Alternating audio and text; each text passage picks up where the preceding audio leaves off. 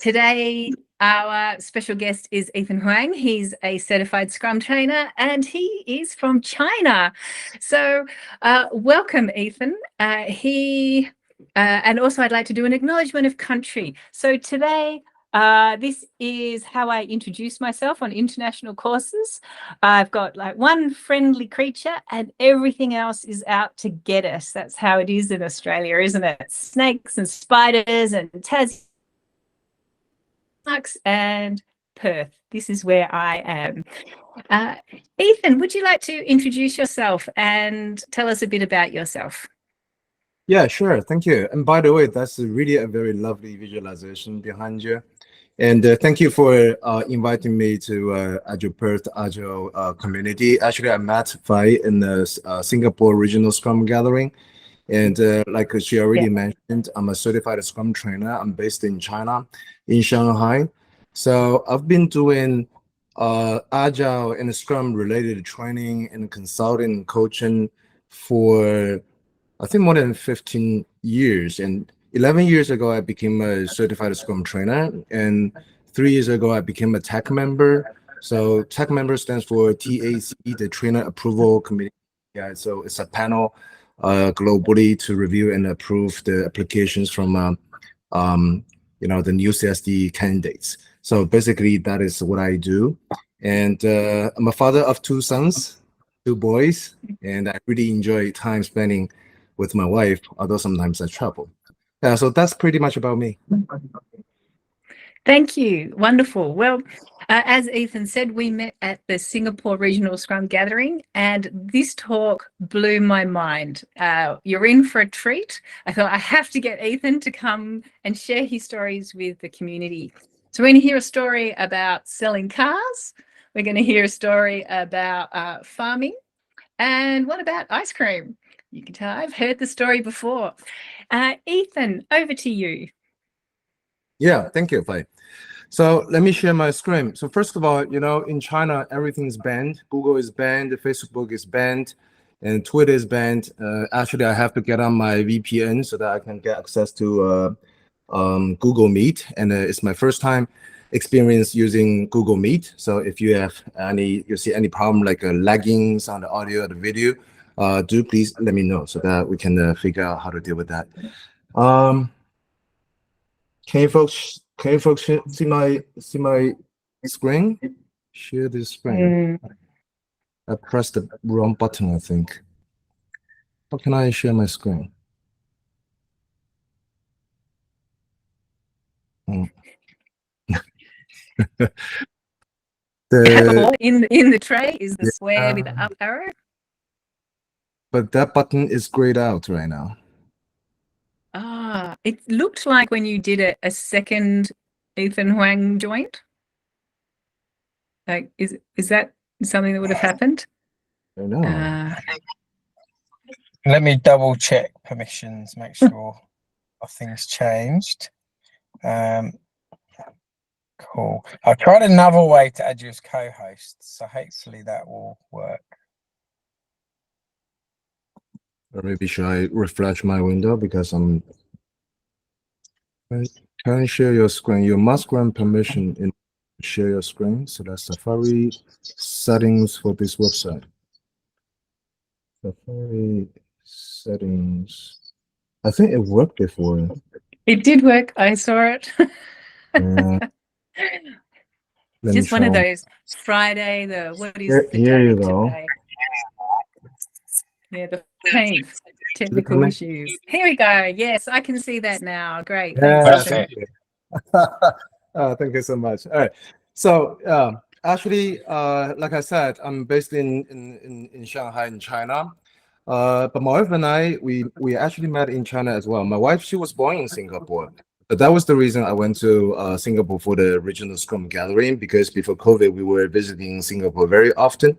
And my wife, she was born in Singapore, but she was raised in US. So she's an American citizen. That's the reason when I remember that was 1 year before COVID started. So it was 2018.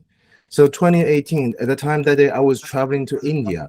So in the evening, when we were having the phone call, when my wife told me, Ethan, I decided to buy electric vehicle, a domestic brand. I assumed as a U.S. citizen, when you said the domestic brand, you must be talking about Tesla. But it turned out my wife, she bought this car. I'm not sure if you folks know this brand. It's a Chinese electric vehicle brand. And by the way, do you know in China, EV is becoming a very big thing?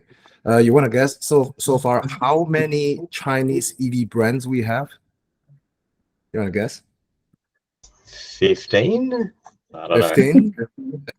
10. All right. So EV brand? What's EV? okay. So let's do multiple choice. Option A, more than 20. Option B, more than 30. Option C, more than 40. Option D, more than 50. D. The answer is D. Okay, more than 50. So the official Wow. data is as of last month, 2022, the number was 2,252. And after 1 year, December 2023, only 62 survived. But now we still have 62 brands in China competing with each other. So my wife, she bought Neo, yeah. And then at that time, I wasn't very sure about how they're doing their business. So I still assumed that they have a dealer. By the way, where do you go and buy a car in Australia? You want to buy a nice new car, where do you go? Go to the car showroom. Yeah, the car showroom, the shop, the dealership, right? So I was assuming the same thing. And then I was asking my wife, did you go to the showroom? And the answer was no, they don't have a showroom. And then I was asking her, then if they don't have the showroom, where did you see the car? And then she told me, in the shopping mall right next to our apartment. So here is the picture. I took exactly in the same place, right? The same decoration, and you see the car in the middle. That is exactly the same brand, the same model, even the same color my wife bought. So she told me she saw the car in the shopping mall. And I was like, if you just see the car in the shopping mall, you have to test drive, right? And then she said, I did. And I was asking her if they don't have a showroom, a dealership, where did you do the test drive? And she told me they have an app, a mobile application. And then on the mobile app, there's a button. If you click the button, you can make a reservation.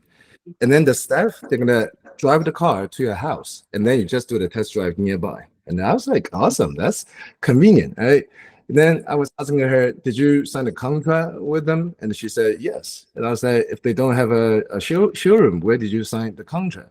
And she told me they have an app. And then you just read all documentation on the app and you can do the digital sign using your fingers. And I was like, then did you do the down payment? She said, yes. And I was like, where did you do that?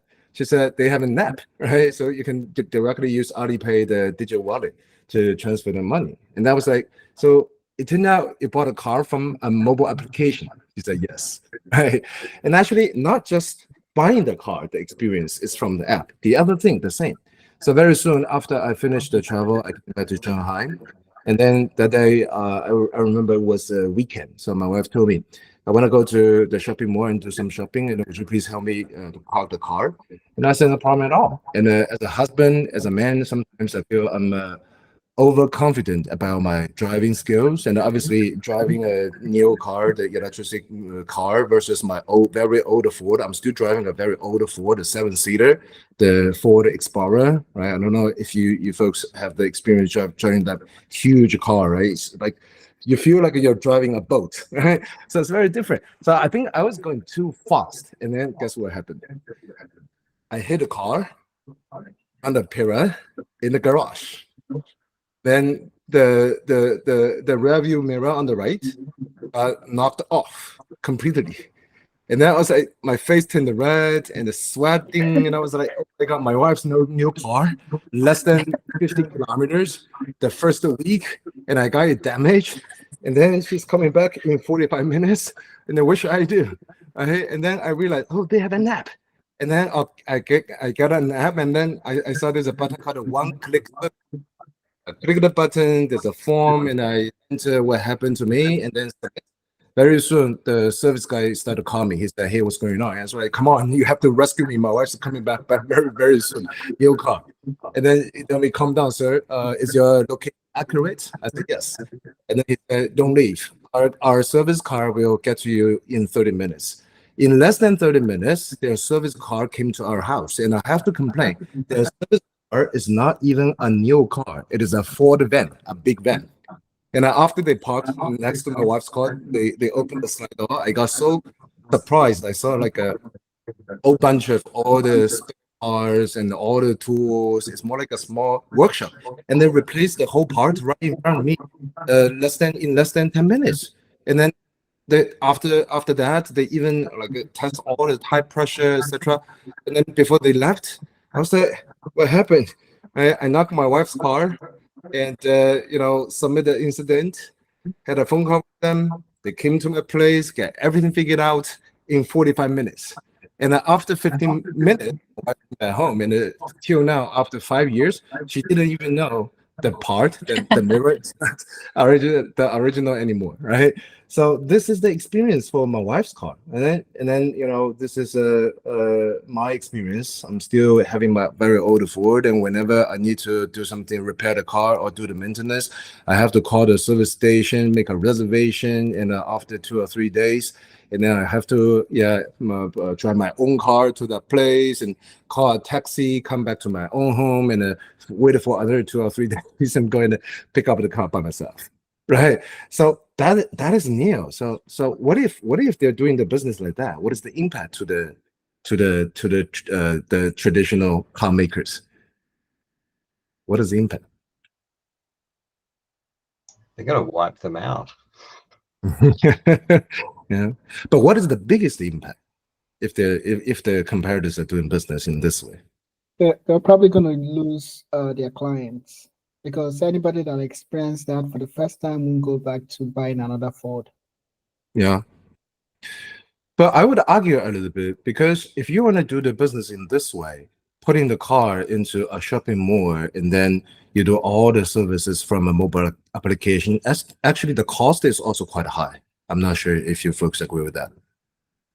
Right. So why this new business model is causing so much trouble to my other clients like Volkswagen, Mercedes-Benz, BMW? Is it disrupting the chain of money making, the middlemen? You're very smart there, right? So let's do a math a little bit. So first of all, in order to understand what is the impact to the old traditional car makers, we have to have a better understanding about the total value chain of the entire car business. So first of all, let's say we start from manufacturing. I have a client, BMW. They have a very large plant, a very huge factory in northern China, a city called Shenyang. Again, multiple choice. Guess how big it is? Option A, it is half size of the Forbidden City. You know, the Forbidden City, the older palace of the emperors in the ancient China. Option B, twice of the size. Option 3, 4 times of the size. And the option D, more than 6 times. More than 6 times. So guess why they need such a big huge piece of land? Why is that huge?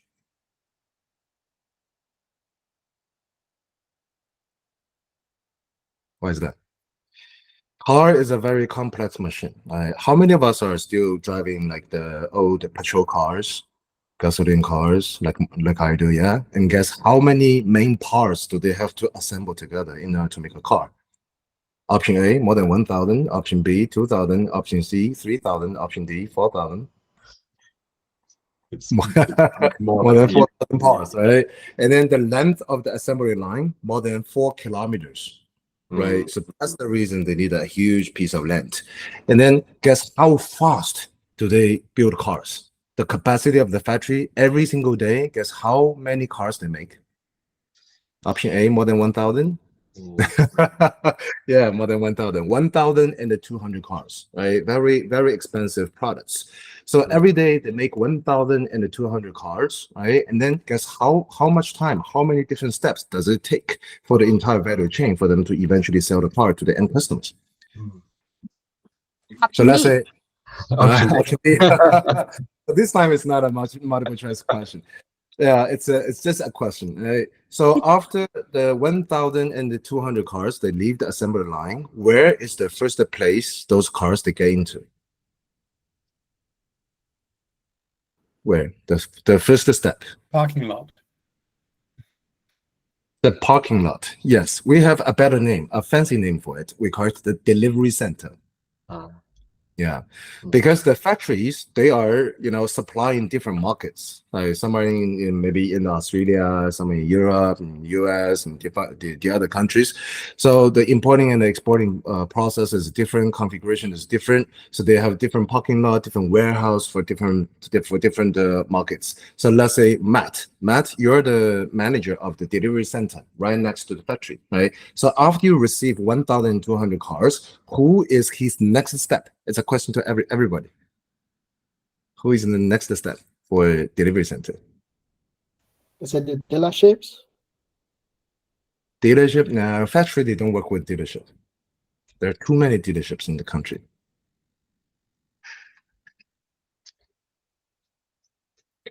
The next step is the general agency. So for BMW, it is their own company. Every country, they have a company called BMW plus the name of the country. So in our case, it's BMW China, based in Beijing. And in Australia, they have to have a BMW Australia somewhere in your capital. Okay. So let's say Dell, you are the manager of the sales team in the BMW China, right? So when are you going to place order and order cars from delivery center, from Matt? as soon as the orders come in, like Yeah. probably So ahead of time. right, because you have the inventory behind you, and then you have Mhm. to collect all the orders from your downstream, right? So after you collect enough orders, and then you place order in order cars from delivery center, and that takes maybe 1 month for you, right? So after that, you place order and order cars from the delivery center. Who is your next step? Transport. Get those cars onto a boat or a truck and get them shipped. Yeah, but where is destination for the transport? Ah, The distributors. yeah.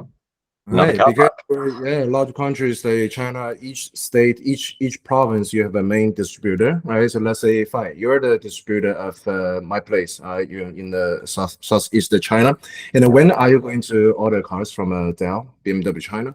Again, you need to collect enough orders, right? So that takes maybe another 1 month. And who is FICE next step downstream? And finally, we're talking about the showrooms, the Yeah. dealerships, the Mhm. actual shop. Right? So let's say, Andrew, you own your own nice shop in downtown Shanghai, right? So when are you going to order cars from Fai? Again, after you collect enough orders, right? So that takes roughly 1 month for you as well, right? So let's count how much time does it take for the overall, the in total value chain, the older business. After we receive, share the entire screen. Here you go. Is it coming? Yes. Yes. Yep. Okay, perfect. Thank you. So after we produce 1,200 cars every day, it takes maybe 1 month for the general agency, right? Another month for the distributors. Let's ignore the time on the highway, the logistics, right? And then for the dealers, another 1 month, right? So eventually, how much time does it take to sell the car to the end customers? At least the 3 months. And we're talking about BMW. It is one of the best cars, the top sales in China, right? So if we're talking about the other brands, it could be maybe 6 months, right? And then in my case, my fault, the number is 10 months. 10 months. I'm not talking about after I order a car, I waited for 10 months before I received the car. No, I got my new car the next couple of days. But after I got my car, I checked the license. My car was made 10 months ago. Right. So that was the old approach. And after we started to transport to the new way of doing the business, what is the difference? You directly put the new cars into the shopping mall, yeah, and then you develop a mobile application, and then everybody's doing the shopping directly from the mobile phone, service from the mobile phone, the mobile application. What is the impact? Straight from factory to your house. Yeah. So Yeah. you don't need that many middlemen, right? Do we still need to have a dealership, the show house, the showroom? No, I'm sorry, Andrew. Maybe your shop is closed down already. Right? Do we still need to have the distributors? Probably if your company needs to do something else as well, right? How about the general agency, BMW China? Now maybe your company is still there, but you start to think about maybe you need to lay off some of the salesmen, right? And do we still need to have the delivery center? Yes, Matt, your job is secure, right? Because we need to have more delivery centers, because even how they produce cars is also very different. Previously, they make the cars according to the forecast, the plan, and now they're making the cars according to the orders. Yeah, only after they receive 9,000 RMB, the down payment from the mobile application, they then start to manufacture cars. And the Tesla, because they have a super factory in Shanghai, their promise is 4 weeks. And the NIO, their promise is 6 weeks. So that means after 4 to 6 weeks, after you receive the phone call, your car is ready. What happened? You go to the delivery center in your own city and then pick up the car by yourself. That's it, right? So they reduce the overall value chain, the turnover time from 3 to 6 months to 4 to 6 weeks. And all the middlemen disappeared, vanished. The profit margin becomes way much higher, right? So, first of all, to be honest, NIO wasn't the first company started this new business model. Tesla was the first company, but I would say Chinese company, they're the best students, okay? Because as soon as NIO started to do this so first of all, let's take a look at how NIO is incrementally implementing this model, right? So this is the traditional business model. Can you see my screen? It looks like it's still loading for me. I get a black screen. Anyone else? Same, just black still.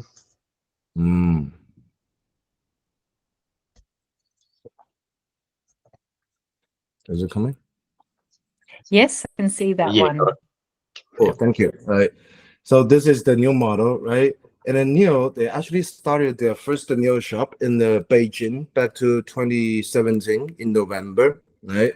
So the first year, the pace was a bit slow. After almost 6 months, half year, they opened the second shop in Shanghai. And then they started to accelerate, right? After 3 months, the third shop in Guangzhou, and then the fourth one in Shenzhen, and then the fifth one in Chengdu, right? That was, only couple months later. And then the shop in Hangzhou, right, started to be faster and faster. The seventh one is Nanjing, and then Wuhan, and then Chongqing, right? The 10th one is Qingdao. Qingdao is very famous for its beer, right? And then guess what? Now we have more than 100 new houses in 6 cities all over in China and more than 20 in Europe. Okay, so this is how they're doing the business. And then as soon as NIO started to be very successful in business model, guess what? All the other 50 plus China brands, they're doing the same. So this is a picture, a photo, 2 photos I took outside of my office, the place I'm sitting right now. See, right now in China, we no longer see any dealer shops on the street. Instead, people, they directly walk into the shopping mall to buy the cars, right? And then the first picture for those brands, they're already late to the market because they're not considered as the best spots. The best spots are always outside, facing the street, right? So the 3 pictures here, the first one is my client, Volkswagen, and then you see there are 2 Chinese brands next to them. And then here is a small map, because I cannot take a photo for the whole corner of the shopping mall. The red spot is my office. I see how many brands they have. 1, 2, 3, 4, 5, 6, 7, 8, 9, 10, 11. Yeah, more than 12, 13 brands. Okay, so this is how Agile and Scrum incremental delivery is transforming the automobile industry in China. And the second story I want to share, I'm not sure if I should consider it as automobile, because their products for agriculture. John Deere, the tractors, harvesters, huge monster machines, right? So this is a factory in Pune in India. And then the challenge they were facing is that actually their products, the tractors and the harvesters, the price is quite high, very expensive. So usually the customers, the farmers in India, they couldn't afford directly buying those machines. So they usually do the rental model, right? So every year when it is the harvest time, they go for a rent. They rent all the machines, and after the harvest season is done, they return the machines to John Deere. And then because we're talking about massive number of the business or the number of the machines, so usually whenever they start to negotiate for the contract, the government gets involved. And after the government gets involved, usually they work very hard to reduce the price, right? The profit margin is really low. And then so they were thinking about how can we generate more revenue, right? So very soon they came up with a very interesting idea. When they were negotiating with the Indian government, they were like, it's okay, we can reduce the price, but you have to allow us to install some sensors into our own machines. And then Indian government is like, what kind of sensors do you want to install? They were like, they're more like telematics systems, like GPS tractor, of course, a SIM card. They want to get online. What else? The sensor to detect the crop health indicators, and also the sensor for the soil conditions. And they promise we don't collect any personal data from the farmers. And then the Indian government is like, okay, so as long as you can reduce the price, go for it, right? And then you want to guess why they want to do that? Why they want to install those sensors and start do the telematics systems? What is the usage of what kind of data they're collecting, and what is the usage of those data? No option D this time.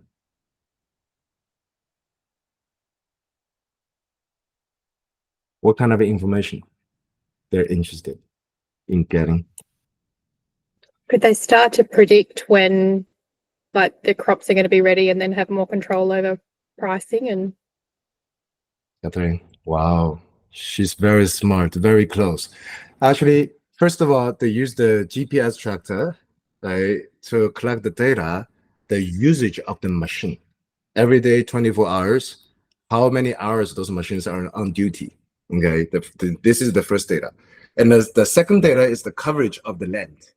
Okay, and of course, they also collect the data of the soil condition and then the health status of the crops. And they use those data to predict the harvest of some certain crops from that year. And then they use the data, they sell the data to the future company to generate revenue, right? So actually the income they get from the future company is way much higher than renting the machine to the farmers, right? So this is another example of how agile, big data, AI, BI is transforming the traditional industries. Okay, so good job, Catherine. Very close. And the third story I want to share, so this time it's going to be another very traditional business. It's ice cream. Again, let me share this window. I think I pressed the wrong button. I should. Okay. Is it working? Yes. Okay. Perfect. So for the first two examples, I got their permission so that I can directly share the name of the company. But this one, although they're my client, but I haven't yet gotten their permission, so I cannot tell you what company they're. I can only put the picture of their products. Okay, so obviously the products are ice creams. That was again a team without any technical IT software background. So they are a group of salespeople.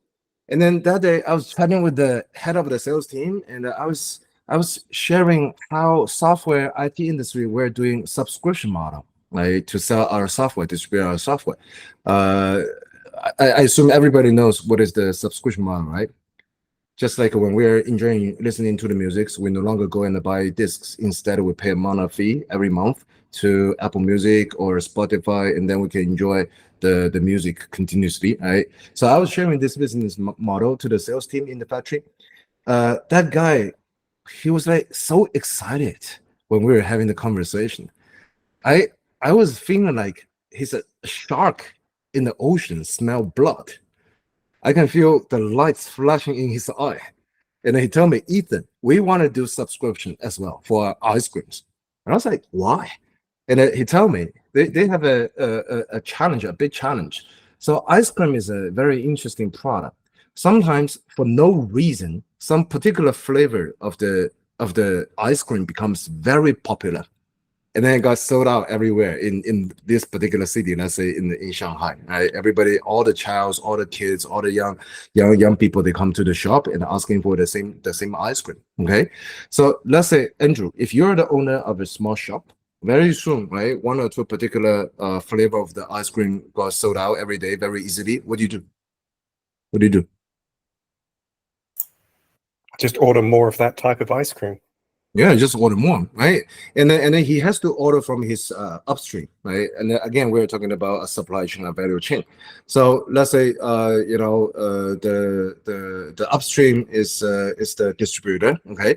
But because ice cream, it's the cold chain business, we don't want to have too many inventories. So whenever the distributor, they receive a lot of orders from the shops, the first thing they do, they don't directly order from their upstream. Instead, they try to find if there are some inventories nearby in the other locations, right? So like nearby cities in Suzhou, in Wuxi, in Hangzhou, and then they start to transport all the products, all the ice cream from the nearby locations to supply Shanghai.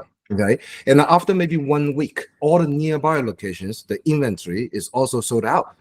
Right, and then if this is the case, maybe I need to place order from more from my upstream. And in my upstream, they do the same thing. Basically, they also start to transport inventory from nearby locations. So basically, it takes at least 2 weeks, right, to consume all the inventories nearby. And after that, finally they start to submit the request, the orders to the factory. And then because the sales team, for them, it is more business. They feel very happy, right? So as soon as they receive the orders, they go place order and then ask the factory to produce more. And guess what is the automatic response from the factories? They reject. No, we don't want to do that. Because the purpose, the goal for the factory and the goal for the sales team, they're completely different. Sales team, the goal is revenue. Okay, and I guess what is the most important goal for the factories? Use up ingredients that are going to go off. Cost effectiveness. Yeah. Yeah, so efficiency, the highest the return of investment. And everybody knows when you place order for the ingredients, if you order huge amount of the volumes, the price is lower, right? And now if I just want to manufacture one or two particular types of ice cream, the price is going to be way much more expensive, right? So they have to go through all the ERP system and go bargain for a better price and go through some special processes and find some vendors, etc. And after 1 week, finally, right, the factory is okay. Now they start to manufacture, and the manufacturing process is very, very fast, 1 or 2 days. And then after they produce the new ice creams, again they have to follow the same pattern, right? So deliver to the general agency and then distributors and all the inventories, and then eventually, finally, after they get the ice cream to the shops, it is 4 weeks later, and the summer is done, and nobody is coming to buy ice cream anymore, right? And then he told, yeah, the subscription model can resolve this problem. And I was like, how come? And he told me, Ethan, let's do this. I don't even need to develop any fancy mobile application or whatever, right? Just forget about Neo and their mobile applications. We just need to have our individual sales team members to ride the electric bicycles, because they're in charge of different areas. Let's say one area we have more than 500 small shops, okay? And then you just go visit those shops one by one, and then you create a big, in China, we don't have WhatsApp, we have WeChat, a big WhatsApp group.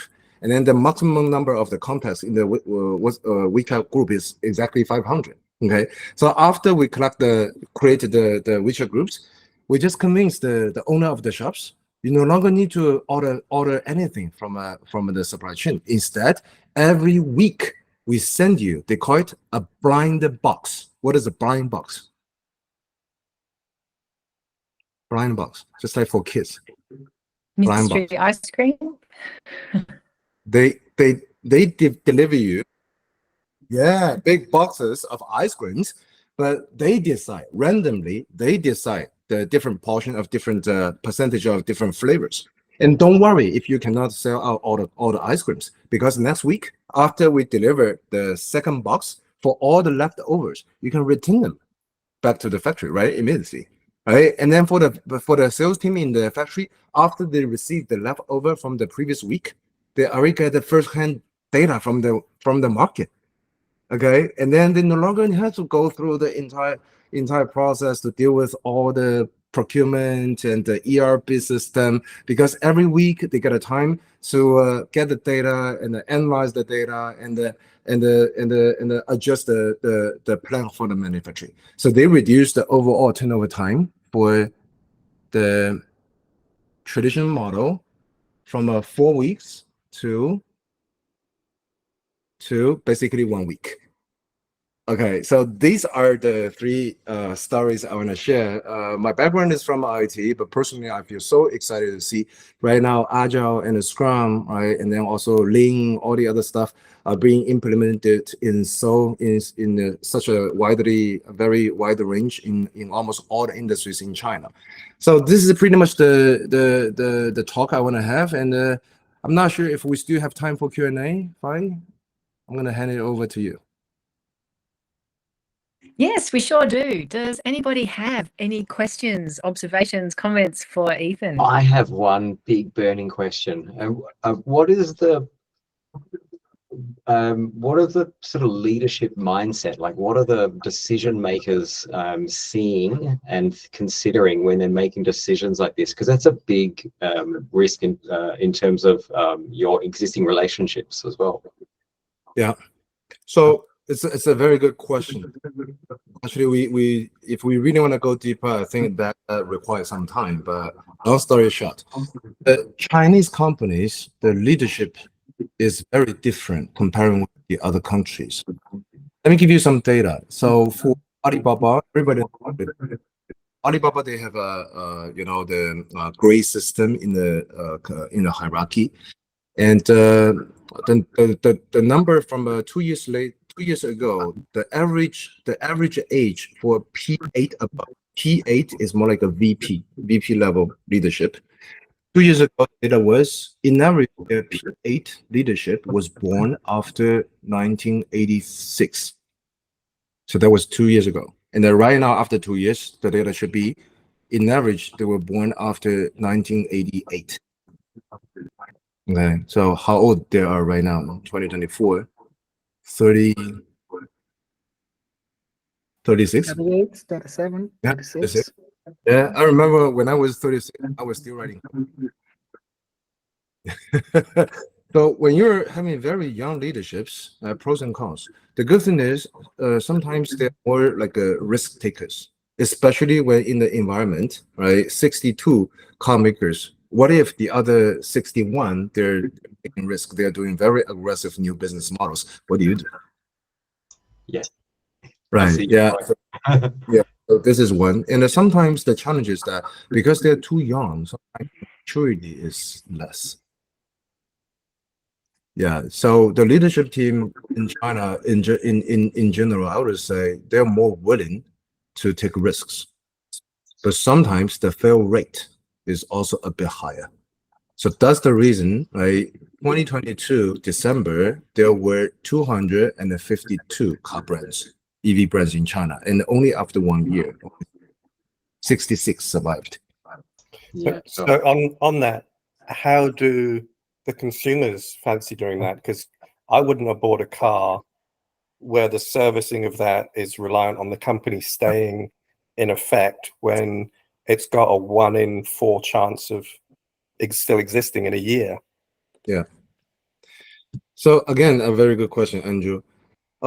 Back to 3 or 4 years ago in China, because I'm also one of the consumers who bought the electric cars, and I was trying to be very cautious because at the time I was doing a lot of market research, and there's still, to be honest, if I make decisions, I won't buy a NIO car. I'm still going to go with Tesla because I feel NIO the service is good, but they're putting too much emphasis. They're putting too much focus on the service. And the Tesla, their service may be not less not that great, but they put a lot of focus making the car. But again, at the time, if you do the market research, you can still see like too many options. There are too many options. All the cars, they look nice and they have very good, very fancy features, and everybody claims the quality is good. But after 4 or 5 years, right now, you start to see like two extreme ends. The best brands, they're getting more and more business, and then the less good ones are losing business in a very rapid way. So there's no like a somewhere in the middle. And the more and more top brands in China, they start to expand their scale because our business is in business. If you want to generate profit, so there's a very interesting data. You have to make sure the threshold is every year more than 100,000, because you don't get massive number of the cost. The cost is too high. Okay. And only few companies they can build a healthy community to. So now we say in China, majority of the 60 rivals, majority of them they have very stable capacity of selling cars and making cars. So that makes the risk a bit lower for the consumers. I hope that answers your question, Andrew.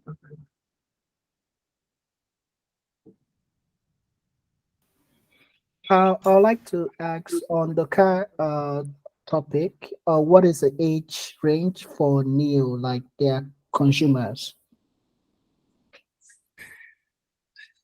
I don't have data for the age group, but in our garage, so right now in China, everybody's driving an electric vehicle because if you in Shanghai, if you want to just buy a car, maybe the price is okay, but the number plate is very expensive.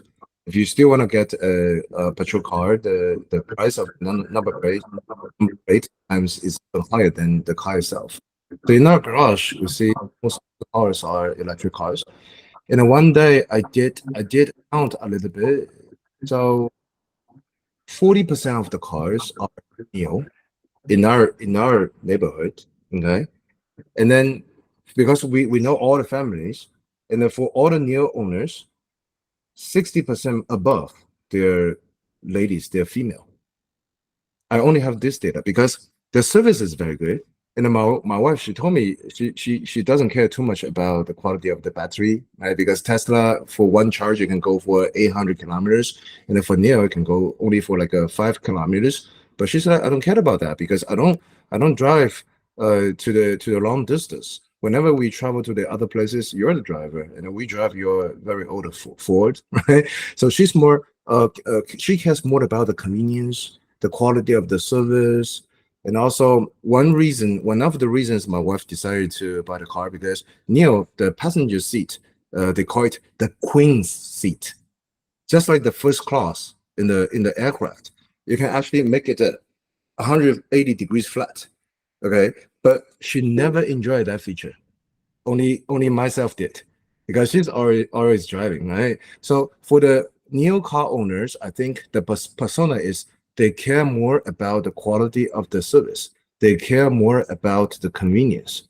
They care more about how comfortable when you're driving, the feeling. Okay, but for myself, I care more about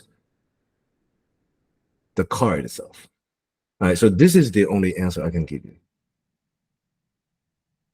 Thank you. You're welcome. We have time for more questions if people have more questions. Yes, please. Thank you very, very much for sharing that story. I personally have daydreamed about the opportunity to work with an organization or a team to do that kind of radical value stream mapping to really get to the heart of what is the service. And I look at the people in this room and I can't imagine I'm alone in that. So the thing that I'm really, really curious about is, like, I love the observation that the age of the decision makers in these organizations is a lot lower than what we might experience in Australia. And I'm curious if you have any other observations on the mindset or the beliefs of leaders in these organizations who are driving these kinds of initiatives that we might not realize or take for granted. Yeah. Let me think about how to answer this question. Again, I would say leadership is, they're still human, they're people, and people are different. Okay. And sometimes, because I also work as a leadership coach, sometimes I feel I'm lucky because I got a chance to see different personas in different industries with different levels of maturity. And for automobile, that industry, I would say overall still the maturity, I mean, the management maturity is higher. I can only say this is my observation, my personal, is a bit higher than the other industries. Because number one, Agile and Scrum, right? The root is from a lean manufacturing. And automobile, right? They're the industry that we started to have the lean concept. So that's the reason whenever we're working with the leadership team from automobile industry, right? It becomes easier, my experience becomes easier to find the common languages. They understand the agile mindset. They understand the 4 statements, right? Individuals and interactions over person tools, etc. And they also understand Scrum is not about lowering down the cost. It's all about trying to identify the wastes and eventually to increase the efficiency. So this is the pro. This is the good things. We have the common languages. And also, sometimes I feel like the management mentality, it's more about, just like the example I was giving, when I was chatting with the leader of the sales team, I feel they're so passionate about trying things, trying the new business models, because they see the impact to the revenue. They directly see the possible positive impacts they can create. But sometimes when we're working with the leadership team who are more like on a back end, like digital team or the legal team, compliance team, you feel more resistance because they don't feel the urge, they don't feel the challenge from the market.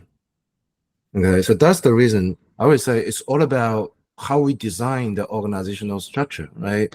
So if there are too many layers between the end customer and the team, I would say in average, I feel less easy to shift the mindset leadership. And if we're lucky that the leadership team, they're already taking the responsibility of the direct revenue, then probably it's going to be another story. I'm not sure if that answers your question. You've given me some great insights. Thank you. Can I also ask very quickly, in your first example, you kind of made the repeated observation, there's an app for that. My technical mind is just curious, do the apps tend to be native or using some other technology? That's a question I don't have to answer, because to be honest, I didn't spend too much time working with the Neo digital team. I was more focusing, I was more collaborating with the supply chain, the other team, because implementing Agile and Scrum in software, nobody considered it as a new thing anymore. So basically, they didn't even hire any Agile coach for the digital team. So I have no clue. I have no information at all about what is the technology. Yeah, it was more curious. Thank you. I appreciate it. Thank you for the question.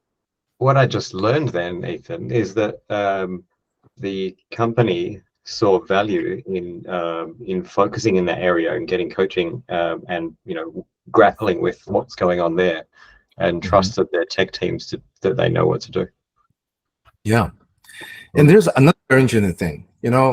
Whenever we're working with the large organizations, the functional silos is always one of the major dysfunctions.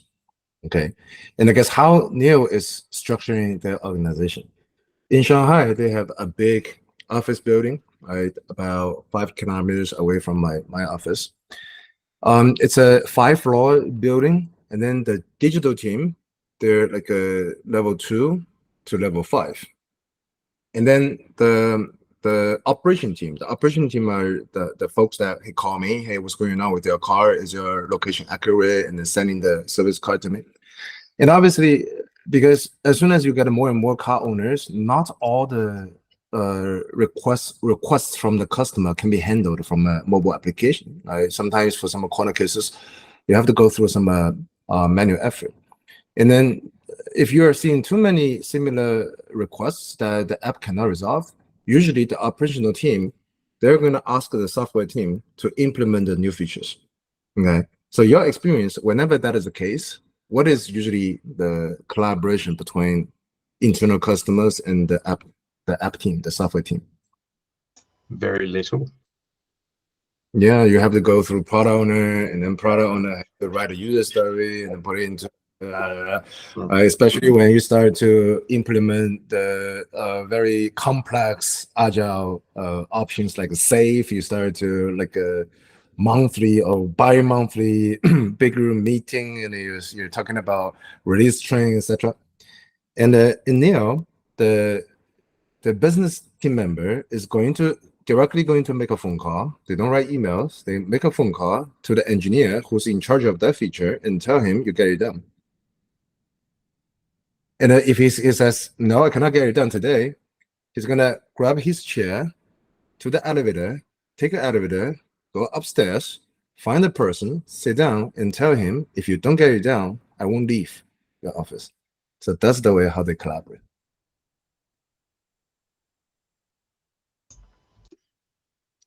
I don't know if that's healthy or not, but I think it would work really well. Work really well. But yeah, I always say, because I for a while I was working as I'm not sure if I should consider myself as consultant or coach, but I would say it is still healthy because everything is still being monitored by the product owner to make sure all these are still within the priority. And then actually, because sometimes the turnover time is too fast. Officially, they say they're running 2-week sprints, but sometimes I feel their software team, the digital team, they're running 1-day sprint, because every day they can get something done. Yeah. And one day I was asking them, if you every day you try to deliver something, how can you do all the Scrum events like Scrum, the sprint planning, daily Scrum, review, and retrospective? And they told me they only do two meetings every day. They combine the 4 events into 2 meetings. In the morning, they do the morning meeting, which is a combination of planning and daily Scrum. And in the afternoon, before they leave the office, they do the afternoon meeting, which is the combination of review and the retrospective.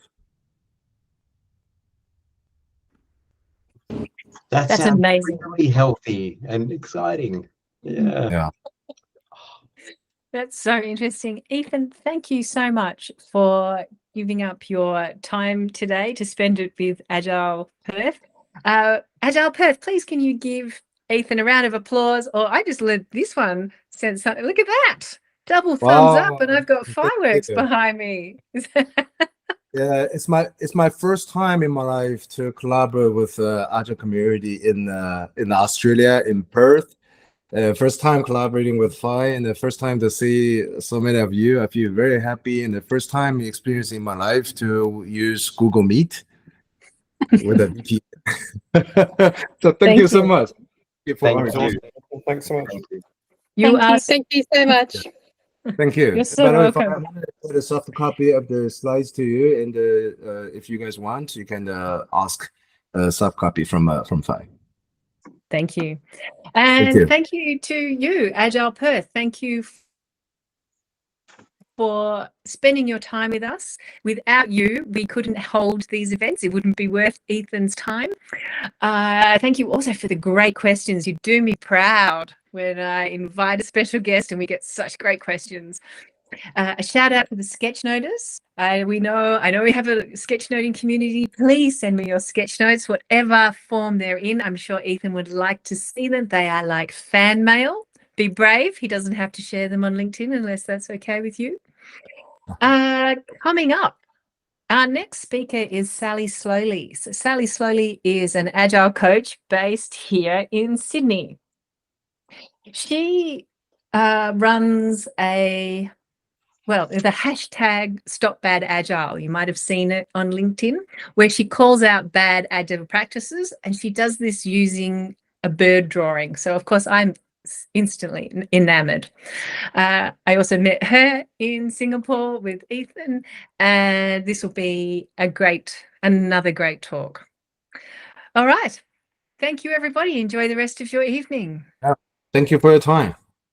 Thank you. Thanks a lot. Bye. Thank you. See you all. Take care. See you. Bye. Bye.